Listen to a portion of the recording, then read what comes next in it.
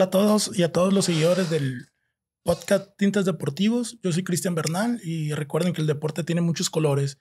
Hoy tenemos un podcast, un episodio muy importante en lo personal. Tengo un personaje de talla internacional que ha vivido diferentes ángulos del fútbol desde la etapa de profesional. Lastimosamente muy joven tuvo que dejar el balompié por una lesión, pero siguió dentro del mundo del fútbol, siguió aprendiendo, siguió armándose con estudios, formalizándose con metodologías nuevas que implementar para posteriormente llegar a los banquillos ya profesionales. Hoy quiero darle la bienvenida al entrenador del Mazatlán FC, del equipo profesional de aquí del puerto, al profesor Ismael Rescalvo. Profe, muchas gracias por estar aquí. Hola, Cristian. Todos los oyentes, igualmente un placer el poder asistir aquí con vosotros y charlar un rato de fútbol. El objetivo de hoy, profe, y para que la gente también esté enterada, es dejar un aprendizaje en este episodio con usted, que usted les cuente desde su experiencia, de su bagaje por el mundo del fútbol, empezando pues desde su tierra natal, que es España, pasando por Colombia, Ecuador, Bolivia, hoy México, cómo se vive la faceta del balompié profesional, cómo tiene que trabajar con los diferentes equipos, los diferentes jugadores, las diferentes culturas, entenderlos a ellos, que lo entiendan usted y que todo el seguidor de Tintas Deportivos vea más allá del fútbol, no simplemente que ruede la pelota y que gane el mejor, sino que hay un trabajo de fondo, un estudio, una metodología y pues vamos a empezar a meternos en ese mundo y también para que los mismos futbolistas de todo el mundo, profesionales y también amateur, porque aquí hay mucho amateur que le gusta los campos, entienda que el trabajo de un profesor no solamente, o de un entrenador profesional no solamente es hablar en las cámaras, salir al banquillo en el traje bonito, sino que hay un trabajo de oficina, de estudio, con un equipo que lo respalda todos los días para ver cómo mejorar aquí y allá con algún jugador, con una baja, qué metodología puedo implementarle yo a mi jugador que se adapta a él, a sus capacidades, a su rendimiento y sacar lo mejor de él, ¿va, profe? Pues, profe, hay que, desde su experiencia, hablando de España, ¿cómo inició en España? O sea, primeramente futbolísticamente, ¿cómo inició a jugar? Empecé en el equipo del pueblo. Con 17 años fiché por el Levante, en equipo profesional. Ahí me terminé de formar hasta edad juvenil, jugando en División de Honor, que es, digamos, la primera división en edades comprendidas entre los 18 y 20 años. Ahí pasé al filial y después de unos años en algunos clubes de Segunda B, tuve una serie de lesiones y bueno, eso es lo que me impidió poder seguir creciendo en el ámbito como jugador. Un ámbito muy competitivo, de muy buen nivel, sobre todo a nivel formativo. En España es una élite mundial en cuanto a formadores y los chicos desde los 12 hasta ya edades profesionales tienen una formación increíble. Hay mucha competencia en divisiones menores. Y a pesar de que nos tocó vivir una época en la que probablemente no había un desarrollo o los entrenadores tenían unas formaciones muy, muy buenas, es cierto que tuvimos la suerte de poder estar con varios entrenadores importantes que nos ayudaron a crecer, a entender el juego desde otra perspectiva, no solo jugar al balón como hacíamos siempre en la calle, sino también empezar a entender el juego desde la realidad de la comprensión y del entendimiento. Entonces, a pesar de que con 28 años bueno, tuve una lesión de rodilla y a partir de ahí ya sentía que no disfrutaba del fútbol desde la parte del jugador. Sí, a partir de recuerdo de los 21, 22 años, siendo jugador, me di cuenta que quería ser entrenador. Me llamaba mucho, me apasionaba el juego y a partir de ahí empecé a prepararme, a formarme y con la intención de que cuando terminase mi carrera deportiva me hubiera gustado a lo mejor terminar un poquito más tardío, pero bueno, al final no pudo ser y empecé la carrera de entrenador mucho antes. ¿Empieza la carrera de entrenador, profe, y empieza en inferiores también o empieza ya del primer equipo? Sí, como te decía, desde los 20, 21 años empecé a prepararme en la universidad, a prepararme todos los cursos, a formarme, a capacitarme. Y empecé ya pues, a entrenar equipos alevines, infantiles, cadetes, entre los 12 y los 16 años. Y ya, pues bueno, también entendía que era un momento que aparte de poder jugar fútbol, también lo compaginaba con ya estar rompiendo esa mano y empezar ya a dirigir en etapas formativas y empezar a que toda esa formación que iba adquiriendo y ya pues sintiéndola en el campo como entrenador, ¿no? Entonces compaginaba el jugar con el dirigir eh, y a partir de los 28 años cuando ya me retiro, esa misma temporada ya me puse a dirigir un equipo de cuarta categoría, que el nivel es bastante bueno. Ahí están las filiales del Real Madrid, de Barcelona, Villarreal. Y ahí empezó todo. Empieza todo ese bagaje que hoy lo trae por todo, pues todo el mundo ya, ¿no? Y cómo hablar o cómo decirle al jugador que entienda la metodología del juego, porque a veces pensamos que, porque no puede jugar bien, pero hay un trasfondo. En España, hablando del jugador europeo, ¿cómo es la mentalidad del jugador español a su experiencia para a la hora de entrenar o a la hora de jugar? ¿Es responsable, un poco flojo? ¿Cómo es? El fútbol es una vía y creo que como otras industrias, otros deportes, otros trabajos, es el reflejo de la sociedad, ¿no? Eh, a nivel de disciplina, a nivel de sacrificio, a nivel de comprensión. Normalmente la educación en España es un ámbito público, las mejores universidades, los mejores colegios son públicos, con lo cual todo el mundo tiene la posibilidad de poder estudiar en un buen colegio.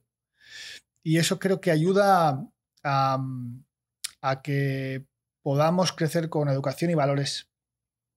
Lamentablemente hay otros países que en Sudamérica me ha tocado vivir bastantes años y si te das cuenta que las dificultades en la sociedad son mucho mayores, ¿no? Entonces yo creo que partemos de esa base de que todos los niños tienen la oportunidad de estudiar en buenos colegios, con buenos maestros, donde empiezan a aprender los valores de la vida, los principios. Y creo que eso es el origen de muchas cosas, ¿no? Porque al final, estadísticamente, un niño de cada 100.000 llega a ser profesional. Con lo cual, cuando empezamos los formadores en aquel entonces a dirigir niños de 12, 14 años, probablemente de esos equipos que uno dirige en diferentes etapas, prácticamente ninguno va a ser profesional.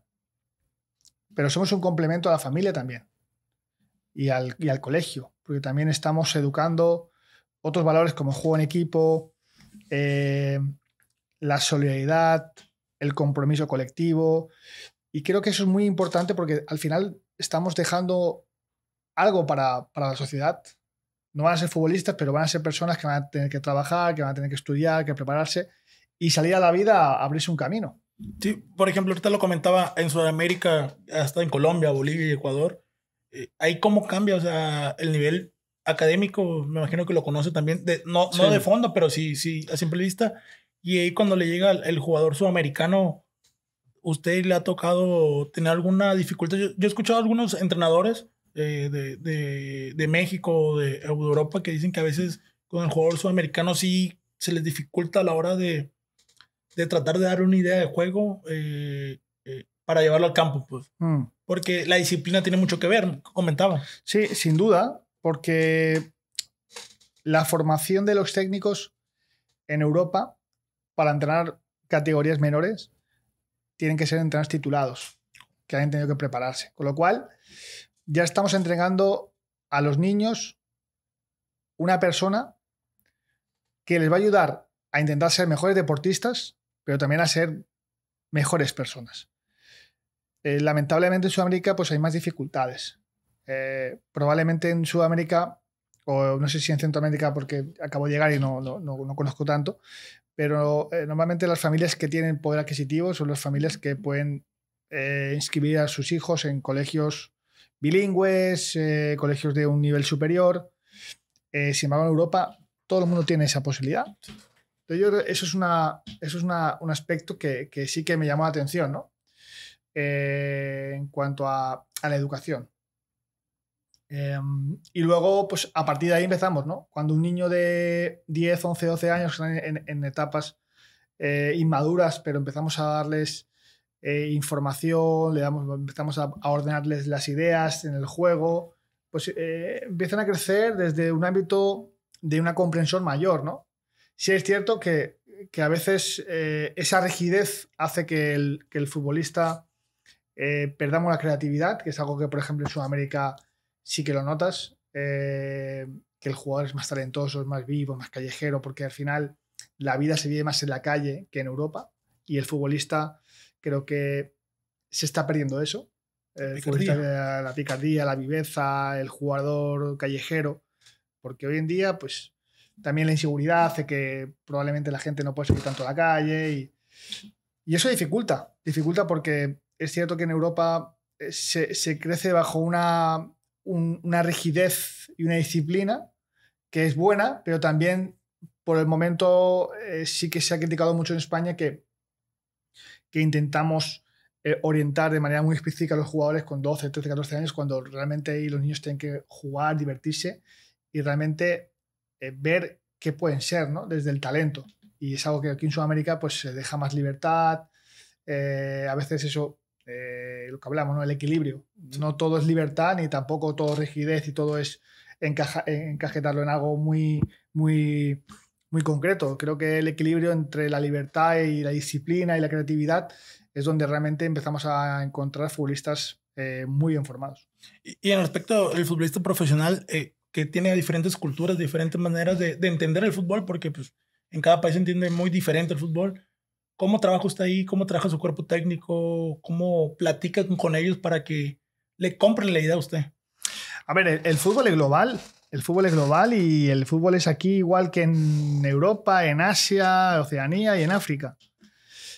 Yo creo que lo que sí que, como hablábamos fuera de micrófonos, lo que sí que realmente hay diferencias es la sociedad, la cultura, la idiosincrasia, la forma de vivir. Ahí donde realmente están las diferencias. El fútbol al final, táctica, técnica, psicología del deporte, metodología de entrenamiento. En todos los sitios el fútbol es universal. Escuchaba hace poco a un referente español que decía que Sudamérica manda jugadores a Europa y Europa manda los libros a Sudamérica. Y es una realidad, ¿no? Al final creo que ese trasvase cada vez, creo que los medios de comunicación, las redes sociales, la conectividad que hay a nivel mundial hace que hoy en día puedas meterte en YouTube o puedas descargarte libros o puedas relacionarte con gente de Europa o puedes formarte en Europa, y esa diversidad hace que cada vez los entrenadores estén más formados, que cada vez se dé una mejor formación a los jugadores, que el jugador crezca desde las bases con más principios basados en el juego, y eso hace que cada vez Europa está a este nivel, a un nivel, y Sudamérica cada vez, o Centroamérica lo está alcanzando, ¿no? Y cada vez todo se está igualando. Y lo vemos a nivel de selecciones, a nivel de clubes, cuando compite Monterrey, cuando compite Tigres en el Mundial de Clubes, están compitiendo con el Liverpool, están compitiendo con el Manchester, el Chelsea, los equipos brasileños lo mismo. Yo creo que al final ahí cada vez se están igualando más las fuerzas. Cuando llega de Sudamérica a México, ¿qué fue lo primero que vi que cambia? Olvidemos de la comida y del tema cultural. En el futbolista, hablando del futbolista mexicano, ¿sí cambia mucho al sudamericano o al europeo? Digamos que llevo poco tiempo, llevo 4 meses, pero el perfil de futbolista sí que se asemeja más al sudamericano que al europeo. Y veo un futbolista pues, con un nivel de formación grande, por lo menos a nivel profesional, ¿no? Me ha tocado en otros países dirigir a jugadores con un talento innato, grandes jugadores, pero que realmente no entienden el juego. Y aquí en este tiempo que llevo aquí en México me he dado cuenta que el futbolista a nivel conceptual, pues tiene un gran criterio a la hora de tener una buena lectura del juego. Cuando hablas de principios o fundamentos del juego, los oyes, los escuchas, cómo lo desarrollan, cómo explican, lo que tú le vas matizando, y realmente veo que el nivel de comprensión es elevado. Sí, de hecho hace días escuchaba a Juan Ramón Riquelme en una entrevista que dicen, todo el mundo piensa que el 5, por ejemplo, tiene que meter goles, pero el único 5 que mete goles es Busquets y que baja y que recupera, pero todo el mundo quiere que sea Busquets y no, la función del 5 es diferente. Y ahí le quiero preguntar yo a usted, ¿cómo cambia eso de la formación del entrenador, cómo ha cambiado y cómo se va desarrollando? Porque mucha gente o muchas personas quieren que, por ejemplo, el 5 meta goles cuando el 5 no mete goles. O sí mete, pero no tantos. Pues. Yo prefiero que los goles los marque el 9 y que el 5 nos ayude a defender y a mantener un equilibrio. Evidentemente, pues estamos hablando del caso de Busquets, pues, probablemente el mejor 5 de la historia del fútbol, ¿no? Y al final nosotros como entrenadores tenemos una plantilla, tenemos una base de jugadores, tenemos unas características, tenemos unos perfiles que eso tenemos que respetar. Al final la naturaleza del juego son ellos, son los futbolistas. Y tenemos que sobre todo generar contextos que faciliten las capacidades y los recursos de los jugadores. Y eso a veces es algo que no entendemos los entrenadores. En el tema de las formaciones, por ejemplo, yo me acuerdo que antes era 4-4-2 y nadie se movía. Era 4-4-2 y así se juega en el fútbol. Aquí en México, en Europa, me gusta mucho seguir mucho a Boca. Yo soy fan de Boca. Era 4-4-2 y de repente cambian las formaciones que 4-3-3, 4-5-1. Ahí, ¿cómo importa también eso?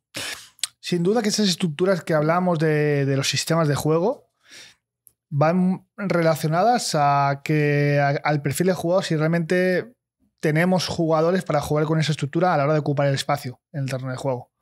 Probablemente si juegas con 3 por dentro en ese 4-3-3, los interiores tienen que tener un perfil, unas características determinadas.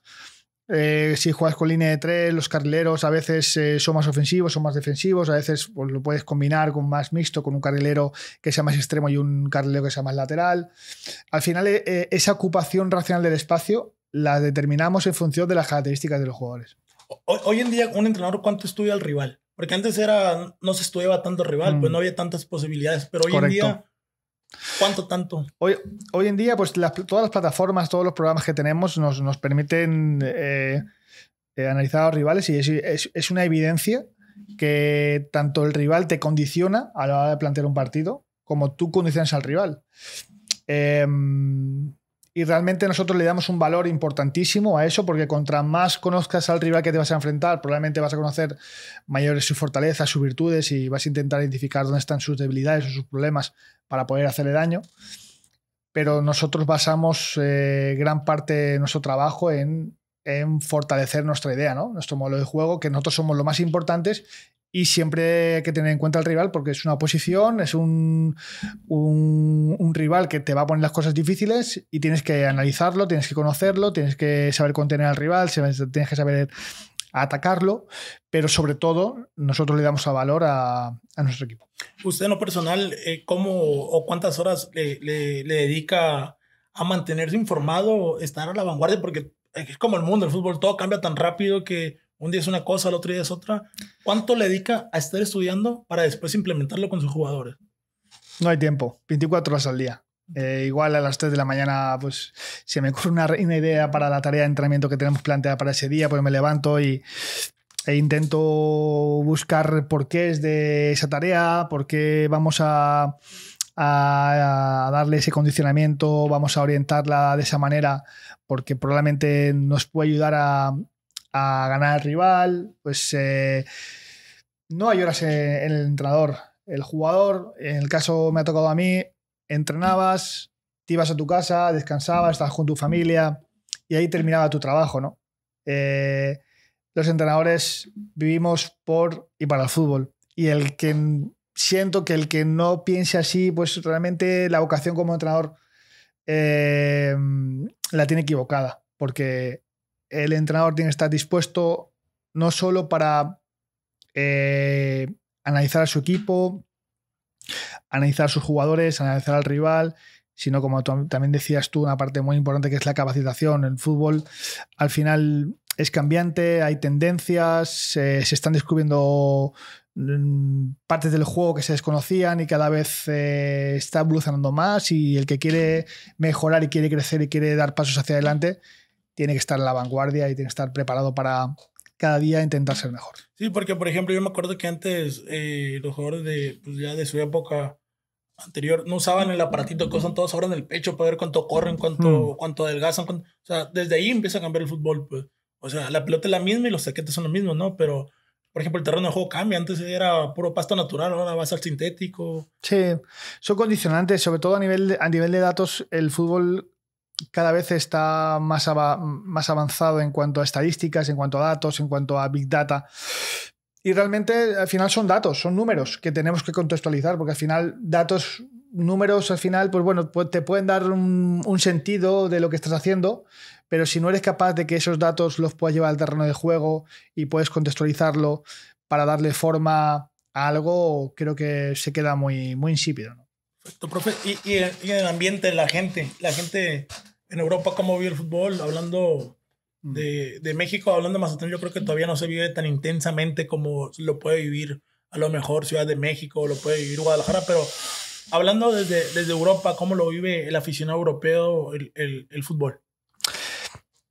Evidentemente es una de las diferencias que hay en el entorno, lo que envuelve al fútbol, ¿no? El aficionado. Si tuviese que definir una diferencia entre el fútbol centroamericano o sudamericano con Europa, diría que la pasión es lo que realmente marca un poco la diferencia, ¿no? Aquí en esta parte de Latinoamérica la gente vive por y para el fútbol, y en Sudamérica, en Europa, pues se vive de otra manera. No se vive tan apasionadamente, no se vive con ese fervor, con esa pasión desenfrenada, con esa tensión. Pues bueno, hay aficiones que son más calurosas o son más animadoras, pero te das cuenta que en Sudamérica las aficiones lo viven con una intención, una actividad y una efusividad que supera a Europa, ¿no? En ese aspecto. Sí, por ejemplo, porque donde yo vivo, donde tiene usted su casa, tengo un vecino, un argentino, y enfrente vive un italiano, pues. Entonces el italiano yo veo cuando veo sus partidos de selección tranquilo, o sea, su vinito, chévere, gana, pierda, y el argentino no, está cantando como si lo escucharan. Y si pierden, pues ya se imaginará, ¿no? Ya se imaginará. Entonces digo, sí varía, porque, por ejemplo, aquí en Mazatlán, hablo por mí, no es tanto, ganó bien, me perdió, pues está bien, pero si me dicen, hey, Venados no va a pasar, o el equipo de Base no pasa, hey, pero ¿por qué no? Porque aquí se nace con el Base, ¿no?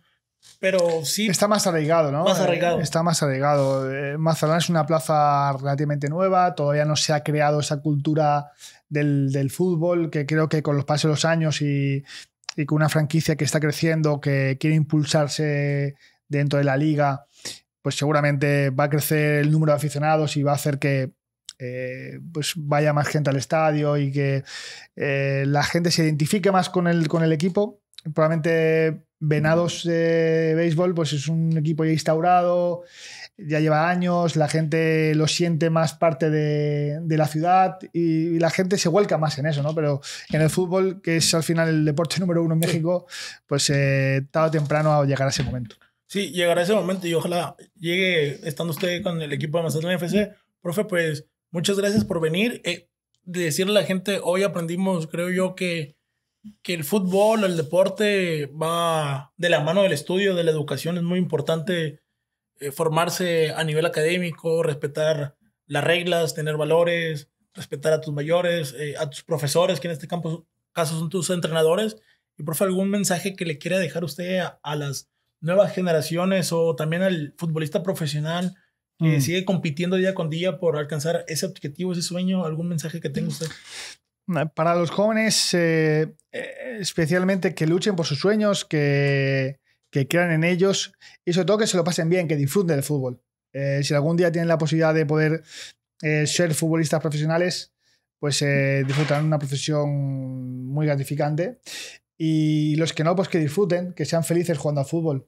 Y luego lo que hablábamos, el fútbol como un camino hacia la sociedad y que sea un transportador, un medio que no solo pueda transmitir alegrías, a veces tristezas, sino también que sea un medio donde podamos transmitir valores, principios y muchas otras cosas que el fútbol, por ser un deporte globalizado, un deporte número 1 en la mayoría de países del mundo, pues que es un medio muy importante para transmitir a la sociedad.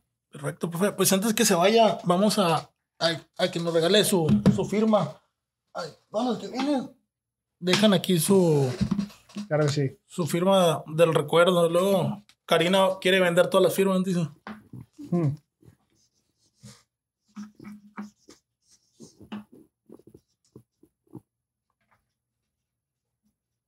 Y pues, profe, ¿qué le puedo decir yo? Yo la verdad, me gusta mucho el fútbol. Me gusta más el béisbol, soy sincero. Pero me gusta mucho seguir al fútbol argentino, al fútbol. Sí sigo mucho el fútbol español porque pues, le voy al Madrid, le voy al Real Madrid, pero veo cómo es cambiante, cómo sigue evolucionando. Yo me sorprendo a veces porque digo, no para, pues como dice usted, el entrenador no para, pero tampoco el fútbol para. O sea, sí. Un día veo, por ejemplo, un Boca River de una forma y veo un Real Madrid Valencia de otra forma y acá veo un Mazatlán contra América. O sea, cambia todo, pues día a día. Son diferentes jugadores y claro. Todo cambia. Al final el fútbol ha cambiado mucho en la parte, sobre todo en la parte condicional. Ahora son atletas, probablemente los jugadores de hace 40 años actualmente no podrían jugar con ese estado físico porque el fútbol se juega a otra velocidad, se juega a otros ritmos y la comprensión por la velocidad a la que se juega, la comprensión del juego es fundamental para poder ganar, ¿no? Y sobre todo pues el talento, ¿no? El talento es realmente lo que te hace apoyarte. En el talento es lo más difícil de defender, la creatividad. Entonces intentamos sobre todo pues apoyarnos en eso, en no cortarle la libertad, la creatividad al futbolista, porque eso es una base para que el futbolista crezca y sea mejor. Perfecto, profe. Y aprovechando, le voy a dejar el cochito del Teletón para que done ahí a la causa. El Teletón, aquí en Mazatlán ya vamos a tener Teletón y muy bien. Para apoyar a los niños. Pues nada, aquí estamos apoyando a todos los niños.